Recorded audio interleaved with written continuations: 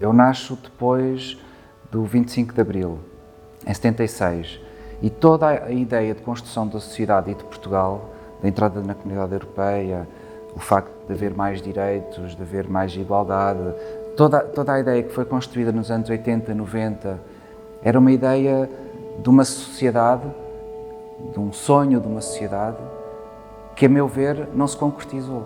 E há uma espécie de falência, para mim, naquilo que eu sinto, e a seleção das imagens prende-se pelo facto de eu não me identificar com a sociedade, com aquilo que eu vejo quando saio de porta fora. Quando eu fotografo, procuro um espaço, procuro uma ideia de um lugar e talvez desse sonho, não é? Dessa possibilidade, desse lugar onde eu, de facto, me encontro.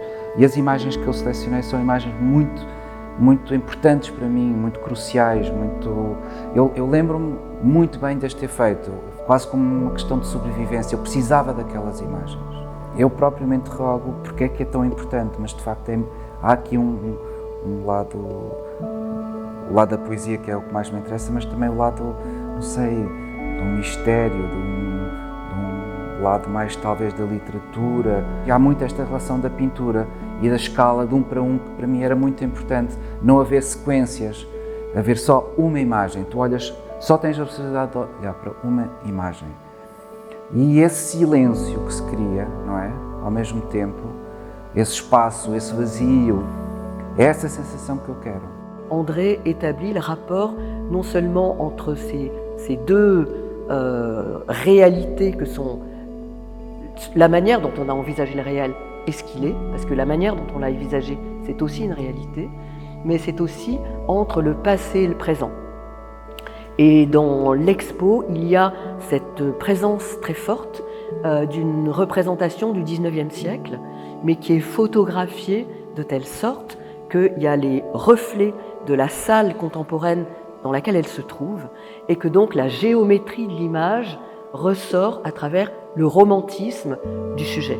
Et donc cette espèce de nouvelle inadéquation entre géométrie et romantisme est une autre manière de faire surgir aussi le réel dans l'image de la représentation. Donc tout le travail en fait, pour moi d'André, repose sur cette duplicité-là.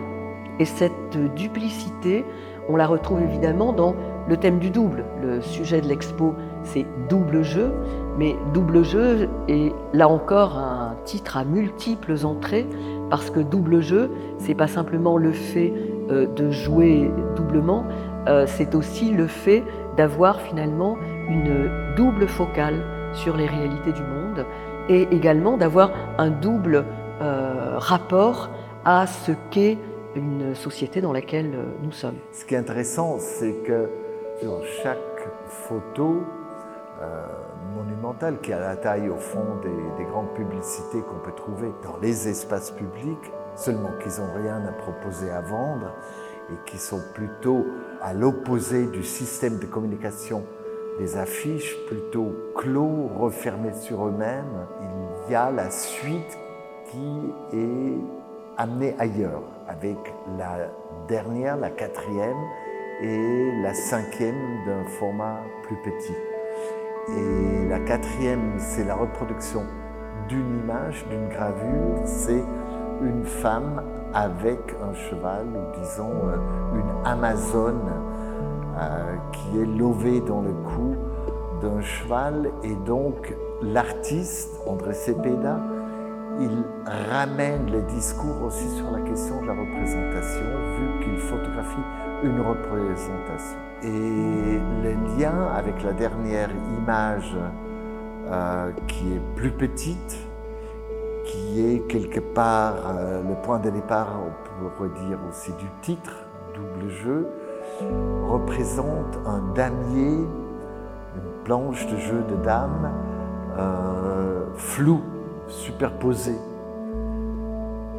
Donc on a dans cet angle-là, qu'on n'aperçoit pas quand on rentre, on a un jeu de dames et une Amazone. Donc c'est des dames, mais des femmes guerrières. Et dans la prolongation, quand on descend l'escalier, on surplombe une maquette architecturale qui rejoue encore une fois l'architecture à une échelle plus petite qui nous rappelle aussi sa propre dualité vu que la lumière est posée de façon à ce que la maquette projette son ombre sur le sol. Donc il y a d'une certaine manière une infinitude de redoublements dans cette exposition. Et cette infinitude, on pourrait dire, est un jeu de dames, peut-être, un jeu de dames fait par des Amazones, qui sait.